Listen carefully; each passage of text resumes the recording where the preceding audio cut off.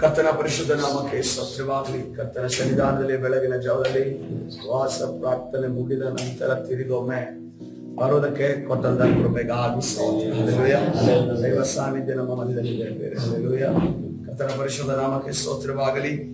ನಾವು ಈ ದಿನದಂದು ನಾವು ಹಾಡಿದಂತ ಹಾಡನ್ನ ನಾವು ಗಮನಿಸುವಾಗ ಎಲ್ಲ ಗ್ರಹಿಕೆಗೂ ಮೇಲಾದ ಸಮಾಧಾನ, ಎಲ್ಲ ಶಕ್ತಿಗೂ ಮೇಲಾದ ಅಧಿಕಾರವನ್ನು ಕರ್ತರು ನಮಗೆ ಕೊಟ್ಟಿದ್ದಾರೆ. ಈ ಉಪವಾಸದಲ್ಲಿ ನಾವು ಕಂಡುಕೊಂಡಿದ್ದು ಎಲ್ಲ ಗ್ರಹಿಕೆಗೂ ಮೇಲಾದ ಸಮಾಧಾನ ನಾವು ಹೇಗೆ ಕಂಡುಕೊಳ್ಳಬೇಕು, ಎಲ್ಲ ಗ್ರಹಿಕೆಗೂ ಮೇಲಾದ ಶಕ್ತಿಯನ್ನ ಯಾವ ರೀತಿಯಲ್ಲಿ ನಾವು ಕಂಡುಕೊಳ್ಳಬೇಕು ಅನ್ನೋದನ್ನ ನಾವು ಕಲಿತುಕೊಂಡಿದ್ದೇವೆ. ಕೇವಲ ಕಲಿತುಕೊಂಡು ನಾವು ಸುಮ್ಮನೆ ಕೂರೋದು ಮಾತ್ರವಲ್ಲ, ಇವತ್ತಿನಿಂದ ನಾವು ಪ್ರಾಕ್ಟೀಸ್ ಮಾಡ್ಬೇಕು. ಹಲ್ಲೆಲೂಯಾ. ಅದನ್ನ ನಾವು ನಮ್ಮ ಜೀವಿತದಲ್ಲಿ ಪ್ರಾಯೋಗಿಕವಾಗಿ ನಾವು ಮಾಡ್ಬೇಕು. ಕರ್ತನ ನಾವು ಯಾವಾಗ ವಾಕ್ಯವನ್ನ ತೆಗೆದು ನಮ್ಮ ಜೀವಿತದಲ್ಲಿ ಅದನ್ನ ಪ್ರಾಯೋಗಿಕವಾಗಿ ನೋಡ್ರಿ, ನಾವು ಸೈನ್ಸ್ ಓದೋವರಿಗೆ ಗೊತ್ತಿದೆ, ಪ್ರಾಕ್ಟಿಕಲ್ ಅಕೌಂಟ್ಸ್ ಆಗಿರ್ಬೋದು, ಆರ್ಟ್ಸ್ ಆಗಿರ್ಬೋದು, ಯಾವುದೇ ಆಗಿರ್ಬೋದು, ಥಿಯರಿ ಮತ್ತು ಪ್ರಾಕ್ಟಿಕಲ್ ಲೈಫ್ ಒಂದಿರುತ್ತೆ. ಥಿಯರಿ ಸೈನ್ಸ್ ಅವರು ಡೈರೆಕ್ಟ್ ಆಗಿ ಅದನ್ನ ಎರಡು ಭಾಗವಾಗಿ ತಮ್ಮ ಎಜುಕೇಶನ್ ಅಲ್ಲಿ ನೋಡ್ತಾರೆ. ಆದ್ರೆ ಕಾಮರ್ಸ್ ಮತ್ತು ಆರ್ಟ್ಸ್ ಅವರಿಗೆ ಏನಂತಂದ್ರೆ ವಿಭಾಗವಾಗಿ ಮಾಡಿಕೊಟ್ಟಿಲ್ಲ. ಆದ್ರೂ ಕೂಡ ಏನಂತಂದ್ರೆ ಅವರೇನು ಥಿಯರಿಯನ್ನು ಕಲಿತಾರೆ ಅದನ್ನ ಕ್ಯಾಲ್ಕುಲೇಷನ್ ಅಲ್ಲಿ ಅವರು ಪ್ರಾಯೋಗಿಕವಾಗಿ ಮಾಡ್ತಾರೆ. ಇನ್ನು ಆರ್ಟ್ಸ್ ನೋಡುವಾಗ ಅವರು ಏನು ಓದ್ತಾರೆ ಅದನ್ನ ಹೊರ ಜಗತ್ತಿನಲ್ಲಿ ಹೋಗಿ ಕ್ರಿಯೆಗಳನ್ನ ಮಾಡೋದು, ಮಾತನಾಡೋದು ಮತ್ತು ನ್ಯಾಯಗಳಾಗಿರ್ಬೋದು, ಅಲ್ಲಿರುವಂತಹ ಸೆಕ್ಷನ್ಸ್ ಆಗಿರ್ಬೋದು, ಅಥವಾ ಬೇರೆ ಎಲ್ಲ ವಿಚಾರ, ಕಾನೂನು ವಿಚಾರ ಆಗಿರ್ಬೋದು, ಅರ್ಥವ್ಯವಸ್ಥೆ ಆಗಿರ್ಬೋದು, ಎಲ್ಲವನ್ನ ಪ್ರಾಕ್ಟಿಕಲ್ ಎರಡೂ ಇದ್ರೆ ಮಾತ್ರನೇ ಅದಕ್ಕೆ ಒಂದು ಅರ್ಥ ಇದೆ. ವಿದ್ಯಾಭ್ಯಾಸ ಅನ್ನೋದಕ್ಕೆ ಅದಕ್ಕೆ ನಾವು ಥಿಯರಿ ಕಲ್ತ ಮೇಲೆ ಪ್ರಾಕ್ಟಿಕಲ್ ಆಗಿ ಅದನ್ನ ನಮ್ಮ ಜೀವನದಲ್ಲಿ ಅಳವಡಿಸಿಕೊಂಡ್ರೆ ಅಥವಾ ಅವನ್ನ ಮಾಡಿದ್ರೆ ಮಾತ್ರವೇ ಅದಕ್ಕೊಂದು ಮೀನಿಂಗ್ ಬರುವಂತದ್ದಾಗಿದೆ. ಇವತ್ತಿನ ದಿವಸ ನಮ್ಮ ಸತ್ಯವೇದದಲ್ಲಿ ಕೂಡ ನಾವು ವಾಕ್ಯವನ್ನ ಕಲಿತಿದ್ದೇವೆ, ವಾಕ್ಯವನ್ನ ಕೇಳ್ತಾ ಇದ್ದೇವೆ. ಆ ವಾಕ್ಯವನ್ನ ನಾವು ಕೈಗೊಂಡು ನಡೀಲಿಲ್ಲ, ಅದು ನಮ್ಮ ಜೀವಿತದಲ್ಲಿ ಕ್ರಿಯೆ ಆಗಿ ಬರಲಿಲ್ಲ ಅಂತಂದ್ರೆ ಪ್ರಯೋಜನ ಇಲ್ಲ. ಯಾಕಂತಂದ್ರೆ ನಂಬಿಕೆ ಉಳ್ಳಂತ ಆ ನಂಬಿಕೆಗೆ ಕ್ರಿಯೆ ರೂಪದಲ್ಲಿ ಅದು ಹೊರಗಡೆ ಬರಬೇಕು. ಅದು ಹೊರಗಡೆ ಬಂದ್ರೆ ಮಾತ್ರ ಅದಕ್ಕೆ ಜೀವ ಇರುವಂತದ್ದು. ಇವತ್ತಿನ ದಿವಸ ನಾವು ನಮ್ಮ ಸಂದರ್ಭಗಳಲ್ಲಿ, ಪರಿಸ್ಥಿತಿಗಳಲ್ಲಿ ನಾವು ಅದನ್ನ ಪ್ರಾಕ್ಟಿಕಲ್ ಆಗಿ ಮಾಡಬೇಕಾಗಿದೆ. ಹಲ್ಲೆಲೂಯಾ.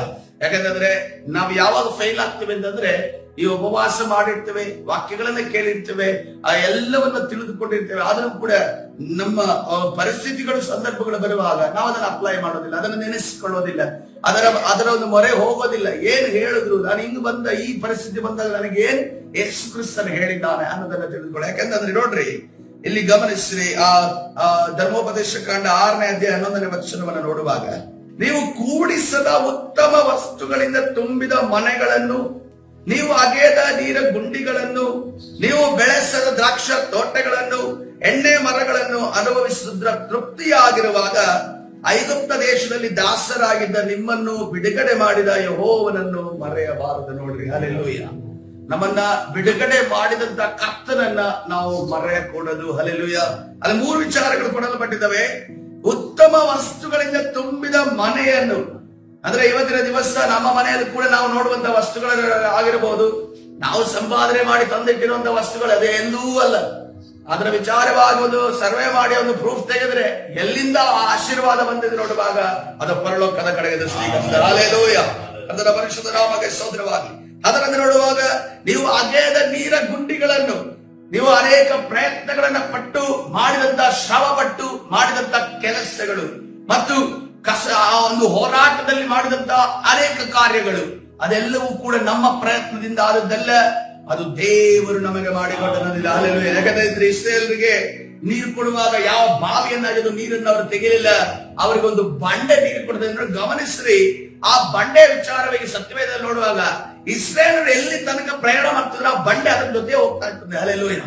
ಅದಕ್ಕೋಸ್ಕರವಾಗಿ ಆ ಬಂಡೆಯನ್ನ ಯೇಸು ಕ್ರಿಸ್ತನೇ ಹೇಳಿದ್ರು. ಯಾರು ಎಲ್ಲೇ ಆದ್ರು ಬಂಡೆ ಉರುಳಿಕೊಂಡು ಒಬ್ಬ ವ್ಯಕ್ತಿಯ ಜೊತೆ ಹೋಗೋದನ್ನ ಎಲ್ಲಾದ್ರೂ ಕೇಳಿದ್ರೆ, ಆದ್ರೆ ಇಸ್ರಾಯೇಲರ ಮಧ್ಯದಲ್ಲಿ ಆ ಬಂಡೆ ಅವರ ಪ್ರಯಾಣದ ಜೊತೆ ಅವರು 40 ವರ್ಷಗಳ ಕಾಲ ಅವರು ಯಾವಾಗ ನೀರು ಕೇಳದಿದ್ರು ಆ ಸ್ಥಳಕ್ಕೆ ಬಂದು ನೀರು ಕೊಡುವಂತ ಒಂದು ಯಾವ ರೀತಿ ಅಂತಂದ್ರೆ, ಈಗ ನೀರಿನ ಟ್ಯಾಂಕ್ ಇದ್ದಂಗೆ, ನೀರಿನ ಟ್ಯಾಂಕ್ ಯಾವ ರೀತಿಯಲ್ಲಿ ನೀವು ಫೋನ್ ಕಾಲ್ ಮಾಡಿ ನೀರಿನ ಟ್ಯಾಂಕ್ ತರಿಸ್ತಾರೋ, ಆ ಸಮಯದಲ್ಲಿ ಫೋನ್ ಕಾಲ್ ಇರ್ಲಿಲ್ಲ. ಅವ್ರು ಯಾರು ಏನಂತಂದ್ರೆ ಅವ್ರು ಫೋನ್ ಕಾಲ್ ಕೂಡ ಮಾಡ್ತಾ ಇಲ್ಲ. ನಮ್ಮ ಹಾಗೆ ನೀರು ಬೇಕು ಅಂತಂದ್ರೆ ಎಲ್ಲಿಂದ ಸಿಗುತ್ತದೆ ಕೇಳ್ತಾ ಗೊತ್ತಾ ಇರಲಿಲ್ಲ. ಮೋಶೆಗೆ ಹಿಡ್ಕೊಂಡು ಅವನಿಗೆ ಕಲ್ಲು ಹೊಡೆಯೋದಕ್ಕೆ ಬರೋರು.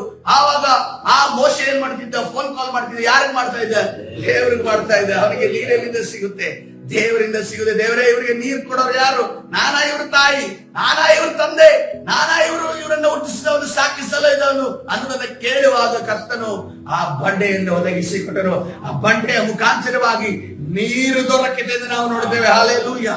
ಕರ್ತನ ಪರಿಶುದ್ಧ ನಾಮಕ್ಕೆ ಸ್ತೋತ್ರವಾಗಲಿ.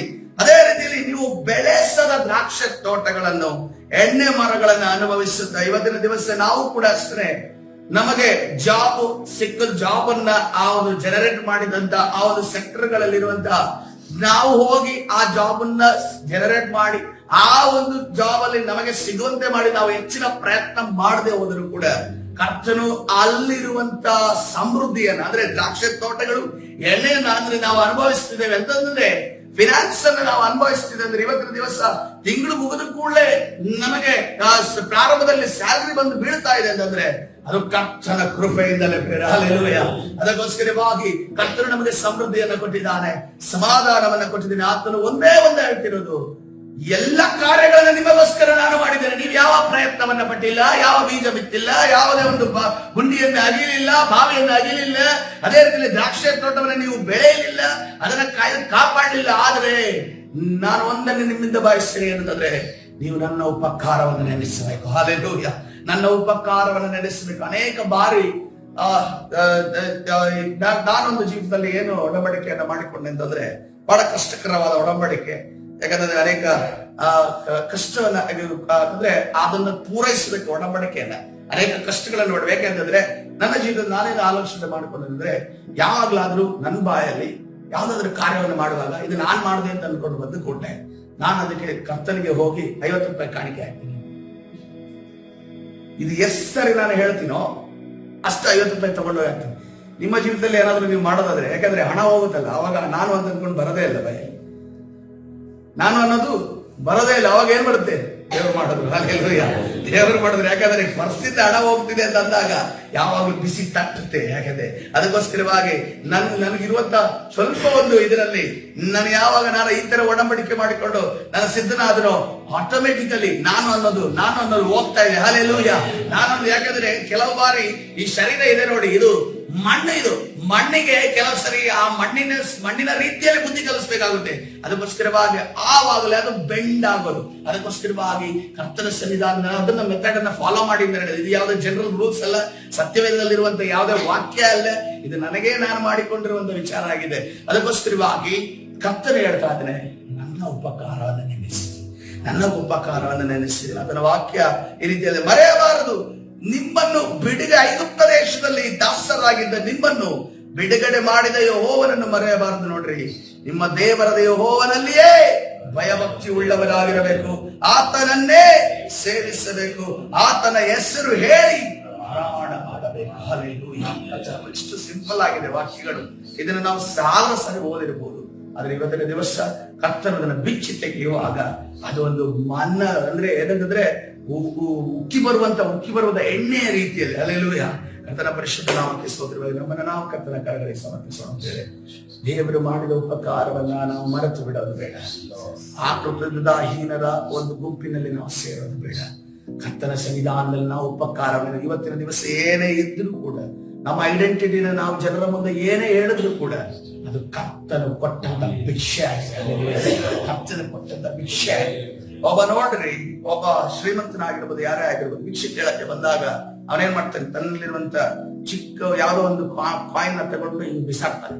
ಆ ಬಿಸಾಡಿದನ್ನ ಆ ಒಂದು ಭಿಕ್ಷೆಗಾರನ ಎಷ್ಟು ಕಣ್ಣ ಅರಳಿಕೊಂಡು ಇಷ್ಟು ಸಿಕ್ಕುತ್ತಲ್ಲಪ್ಪ ಅಂತ ಅನ್ಕೊಂಡು ಕೈಯಲ್ಲಿ ತಗೊಂಡು ಆ ಒಂದು ಸಂತೋಷ ಬೇರೆ, ಆ ಒಂದು ಇದು ಬೇರೆ. ಅದೇ ರೀತಿಯಲ್ಲಿ ನಾವು ತೆಗೆದುಕೊಂಡೆ ಅಂದ್ರೆ ನಮ್ಮ ದೇವರು ಆ ಐಶ್ವರ್ಯವಂತನಾದ ದೇವರು ಭಿಕ್ಷೆ ತಗೊಂಡು ಅನ್ಕೊಂಡು ಬಿಸಾಡಿಲ್ಲ, ಆಶೀರ್ವಾದವನ್ನು ನಮ್ಮ ಕೈಗೆ ಕೊಟ್ಟಿದ್ದಾನೆ. ಹಲ್ಲೆಲೂಯಾ. ಪ್ರೀತಿಯಿಂದ ಕೊಟ್ಟಿದ್ದಾನೆ. ಅದನ್ನು ಉಳಿಸಿಕೊಂಡು ಆತನ ನೆನೆಸಿಕೊಂಡು ಹೋಗೋಣ. ಹಲ್ಲೆಲೂಯಾ. ಕರ್ತನ ಸನ್ನಿಧಾನದ ಸಮಯದಲ್ಲಿ ಪ್ರಾರ್ಥನೆ ಮಾಡಿಕೊಳ್ಳೋಣ. ಈ ಚಿಕ್ಕ ದೈವೋಕ್ತಿ ಕರ್ತನ ಒಂದು ನಮ್ಮ ಚಿತ್ತದಂತೆ ಕರ್ತನ ಮಾರ್ಗದಲ್ಲಿ ನಮ್ಮನ್ನು ನಡೆಸುವುದಾಗ್ಲಿ. ಒಂದು ವೇಳೆ ನಾವು ಕರ್ತನು ಮಾಡಿದಂತ ಉಪಕಾರವನ್ನು ಇವತ್ತಿನ ದಿವಸ ಮರೆತು ಕೂತಿರ್ಬಹುದು. ಕರ್ತನ ಹೇಳ್ತಾ ಇದ್ದಾನೆ, ಮಗನೇ, ನಾನು ಮಾಡಿದಂತ ಉಪಕಾರವನ್ನು ಮರೆಯಬೇಕು, ನಾನು ನಿನಗೆ ಕೊಟ್ಟ ಸಮೃದ್ಧಿಯನ್ನು ಮರೆಯಬೇಕು. ನಾನು ನಿನ್ನ ಮನೆಯಲ್ಲಿ ಅಲ್ಲೋಲ ಕಲ್ಲೋಲವಾಗಿದ್ದಲ್ಲ, ಆ ಸಮಯದಲ್ಲಿ ನಾನು ಮಾಡಿದ ಉಪಕಾರವನ್ನ ಮರೆಯಬೇಡ. ನಾನು ಅನಾರೋಗ್ಯದ ಸಂದರ್ಭದಲ್ಲಿ ಮರಣದ ಹಾಸಿಗೆಯಲ್ಲಿ ಮಲಗಿದ್ದಲ್ಲ, ಆ ಸಮಯದಲ್ಲಿ ನನ್ನ ಹಸ್ತ ನಿನ್ನನ್ನು ಬಂದು ಮುಟ್ಟಿದ್ದಲ್ಲ, ಅದನ್ನು ನೀನು ಮರೆಯಬೇಡ. ಓ, ನಿನಗೆ ಬೇಕಾದ ತಲಾಂತುಗಳನ್ನು ನಾನು ಕೊಟ್ಟಿದ್ದೇನಲ್ಲ, ಅದನ್ನ ನೀನು ಮರೆಯಬೇಡ.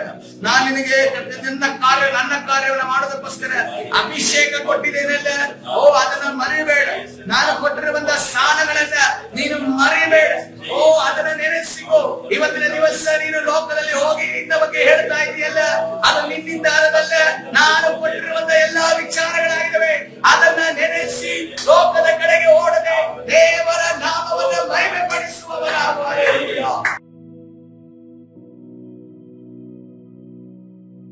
ಪರಿಶುದ್ಧನಾದ ದೇವರಿಗೆ ನಾಮಕ್ಕೆ ಸ್ತೋತ್ರವಾಗಲಿ. ಕರ್ತನೇ, ನಿನ್ನ ಮಾತುಗಳಿಗಾಗಿ ಸ್ತೋತ್ರವಾಗಲಿ. ಪರಿಶುದ್ಧರ ದಿವಸ ಕರ್ತನೇ, ಇಲ್ಲಿ ಕೂರುವ ಪ್ರತಿಯೊಬ್ಬರು ಪರಿಶುದ್ಧಾತ್ಮನಿಂದ ನಡೆಸಲ್ಪಡುವ. Oh move of the Holy Spirit, hallelujah. ಕರ್ತನೇ, ಪರಿಶುದ್ಧಾತ್ಮರನ್ನು ನೆನೆಸಿ, ಅಂದೇವ ದೇವರನ್ನು ನೆನೆಸಿ, ಯೇಸುವನ್ನ ನೆನೆಸಿ. ಕರ್ತನೇ, ಇಲ್ಲಿ ಕೂತಿರುವವರು ಪ್ರತಿಯೊಬ್ಬರು ಸ್ತೋತ್ರ ಮಾಡುವಾಗ, ಮುಖಕ್ಕೆ ಸ್ತುತಿಯನ್ನು ಸಲ್ಲಿಸುವಾಗ ನಡೆಸುವ. ಕರ್ತನೇ, ನಮ್ಮಲ್ಲಿ ಏನು ಇಲ್ಲ ಸ್ವಾಮಿ. ಕರ್ತನೇ, ನಾವು ಏನು ಇಲ್ಲದೆ ಬಂದಿದ್ದೇವೆ. ಯೋಬನ ಹೇಳ್ತಾ ಇದ್ದೇನೆ, ನಾನು ಏನು ಇಲ್ಲದೆ ಬಂದಿದ್ದೇನೆ, ಏನು ಇಲ್ಲದೆ ಹೋಗುತ್ತೇನೆ ಅನ್ನೋ ರೀತಿಯಲ್ಲಿ ಕರ್ತನೇ ನಮ್ಮನ್ನ ಮಾರ್ಪಡಿಸು. ನಮ್ಮ ಮನಸ್ಥಿತಿಗಳು ಮಾರ್ಪಡಲಿ, ನಮ್ಮ ಕೃತ್ಯಗಳು ಮಾರ್ಪಡಲಿ, ನಮ್ಮ ಆಲೋಚನೆಗಳು ಮಾರ್ಪಡಲಿ. ಕರ್ತನೇ, ನಿನ್ನ ಉಪಕಾರವನ್ನು ನೆನೆಸುವಂತೆ ನಮ್ಮನ್ನ ತಡೆ ಒಡ್ಡುವಂತ ಎಲ್ಲಾ ದುರಾತ್ಮನ ಕಾರ್ಯಗಳು ಕರ್ತನೇ ತಂದೆಗಳಿಗೆ, ಯಾಕಂದ್ರೆ ಉಪಕಾರ ಸ್ಮರಿಸದೇ ಇರೋದು ಅದು ಸೈತಾನನ ಸ್ವಭಾವವಾಗಿದೆ. ಯಾಕಂದ್ರೆ ಕರ್ತನೇ, ಅವರು ಯಾವ ಸ್ಥಿತಿಯಲ್ಲಿ ಕರ್ತನೆ ಇಟ್ಟಿದ್ದಾನೆ ಅನ್ನೋದನ್ನ ಅವನು ಮರೆತು ಕರ್ತನೆ ಈ ಭೂಮಿಗೆ ಅದನ್ನು ತೆಗೆದು ಹಾಕಲ್ಪಟ್ಟಾಗ, ಅದನ್ನು ಬಿದ್ದಾಗ ಸ್ವಾಮಿ ಎಲ್ಲವನ್ನ ಮರೆತು ಕರ್ತನೆ ತನ್ನನ್ನ ಉಂಟು ಮಾಡಿದವರನ್ನು, ತನ್ನನ್ನ ಆ ಒಂದು ಸ್ಥಾನವನ್ನು ಕೊಟ್ಟಾದರನ್ನ, ತನ್ನಗೆ ಅಭಿಷೇಕವನ್ನು ಸುರಿಸಿದಾದರನ್ನ ಮರೆತು ಕರ್ತನೆ ಆತನ ಸೃಷ್ಟಿಗಳಾದ ಮನುಷ್ಯರನ್ನ ದಾರಿ ತಪ್ಪಿಸ್ತಿರೋದುಂಟು. ಕರ್ತನೆ, ನಿನ್ನ ಸೃಷ್ಟಿಯಾದ ಮನುಷ್ಯರನ್ನ ದಾರಿ ತಪ್ಪಿಸ್ತಿರೋದುಂಟು.